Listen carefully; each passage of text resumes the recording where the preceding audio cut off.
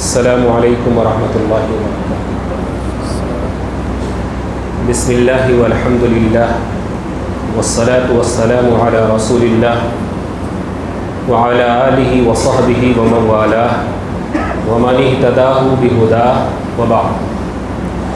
اعوذ باللہ من الشیطان الرجیم۔ النبی اولی بالمؤمنین من انفسہم وازواجہ امہاتہم۔ معزز حاضرین، کل ہم نے سیدہ حفصہ بنت عمر رضی اللہ عنہا جو اللہ کے رسول صلی اللہ علیہ وسلم کی چوتھی زوجہ محترمہ ہیں، ان کا ذکر شروع کیا تھا۔ جیسا کہ ہم نے اس سے پہلے کی امہات المومنین کے ذکر میں یہ بات بطور خاص سماعت فرمائی کہ ان کی زندگیوں میں بھی مسائل، مشکلات اور کٹھنائیاں آتی رہیں۔ سیدہ خدیجہ رضی اللہ تعالی عنہ کی زندگی میں ان کی 2 بیٹیوں کے طلاق کی صورت میں، اور سیدہ عائشہ رضی اللہ تعالی عنہ کی زندگی میں ان پر تہمت اور الزام کی صورت میں۔ اور یاد رکھیں کہ ہر انسان کی زندگی میں مسائل اور مشکلات آتی رہتی ہیں، انداز الگ ہوتے ہیں، کسی کو کسی طرح سے آزمائش میں ڈالا جاتا ہے اور کسی کو کسی طرح سے۔ سیدہ عائشہ کی آزمائش کچھ اور تھی، سیدہ خدیجہ کی آزمائش کچھ اور تھی۔ اللہ تعالیٰ نے سیدہ حفصہ کو بھی آزمایا اور ان پر بھی پریشانی آئی۔ ہوا یوں کہ اللہ کے رسول صلی اللہ علیہ وسلم نے سیدہ حفصہ رضی اللہ تعالی عنہا کو اپنی ایک راز کی بات بتائی اور ان سے کہا کہ یہ راز کسی سے بتانا نہ۔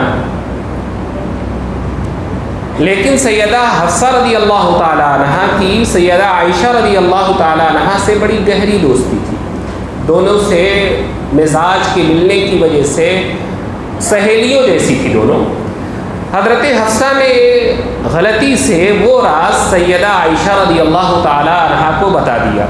قرآن مجید کی سورہ تحریم میں اس کا ذکر ہے، وَإِذْ أَسَرَّ النَّبِيُّ إِلَىٰ بَعْضِ أَزْوَاجِهِ۔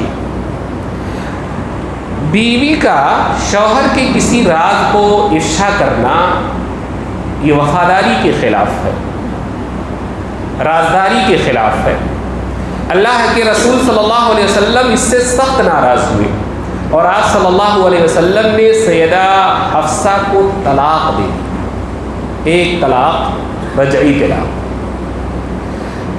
اللہ کے رسول صلی اللہ علیہ وسلم کے طلاق کے بعد سیدہ حفصہ تو پریشان ہوئی ہی، مصیبت میں پڑی ہی، حضرت عمر بن خطاب رضی اللہ تعالی عنہ اس سے زیادہ پریشان ہوئے اور ان کو زیادہ تکلیف ہوئی۔ لیکن اللہ تعالی نے جبریل علیہ السلام کو بھیجے اور وہ آ کر کے اللہ کے رسول صلی اللہ علیہ وسلم سے کہے، یا رسول اللہ ارجی حفصہ فإنها صوامة قوامة وإنها زوجتك في الجنة۔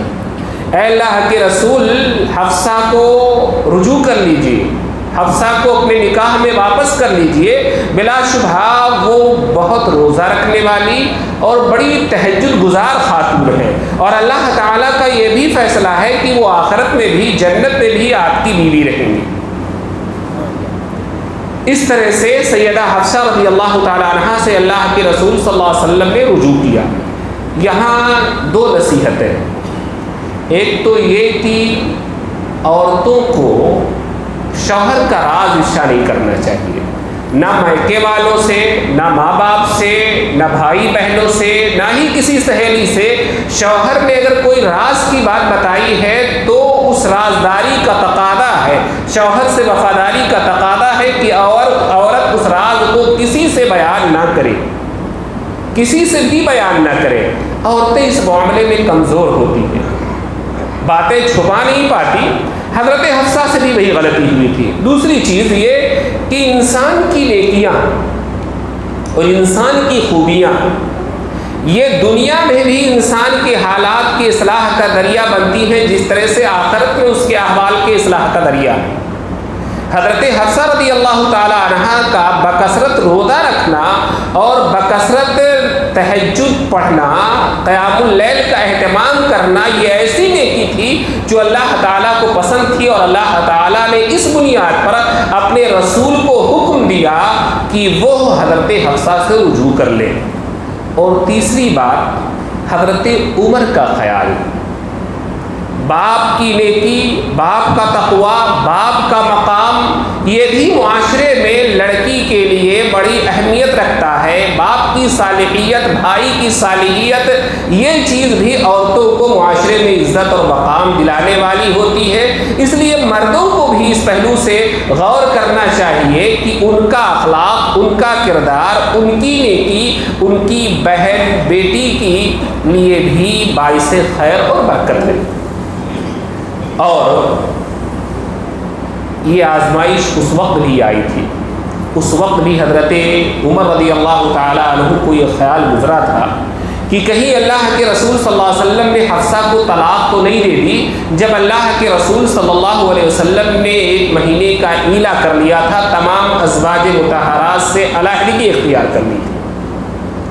صحیح بخاری میں، صحیح مسلم میں اس کی تفصیل ہے۔ حضرت عمر بن خطاب رضی اللہ تعالیٰ عنہ بیان فرماتے ہیں کہ جب یہ معاملہ ہوا، اللہ کے رسول صلی اللہ علیہ وسلم نے اپنی ازواج سے علیحدگی کر لی، تو یہ چیمی گوئیاں ہو رہی تھیں کہ اللہ کے رسول نے اپنی ازواج کو طلاق دے دی ہے۔ میں نے ایک دن سوچا کہ آج میں اللہ کے رسول صلی اللہ علیہ وسلم سے معلوم کر کے ہی رہوں گا۔ میں گیا، مسجد نبوی میں صحابہ کرام موجود تھے، لوگ غم میں ڈوبے ہوئے تھے اور کنکریاں لے کر کے دیواروں پہ مار رہے تھے، بیٹھے ہوئے سوچ میں پڑے ہوئے تھے، فکر میں ڈوبے ہوئے تھے۔ کسی کی ہمت نہیں ہو رہی تھی کہ وہ اللہ کے رسول صلی اللہ علیہ وسلم سے کچھ پوچھ لے۔ اللہ کے رسول صلی اللہ علیہ وسلم نے اس دوران نماز پڑھتے، نماز پڑھنے کے بعد ازواج کے حجرے میں جانے کے بجائے آپ صلی اللہ علیہ وسلم کا ایک بالا خانہ تھا، اوپری منزل پر سیڑھی چڑھ کر کے وہاں چلے جاتے، کسی سے کوئی بات بھی نہ کرتے۔ حضرت عمر کہتے ہیں میں یہ سوچ کر کے آیا کہ آج ضرور معلوم کروں گا۔ میں گیا، میں نے پہلے جا کر کے حضرت عائشہ رضی اللہ تعالیٰ عنہ سے کہا کہ تمہارا یہ معاملہ ہو گیا ہے کہ تم لوگ اب اللہ کے رسول کو ایذا پہنچانے لگی ہو۔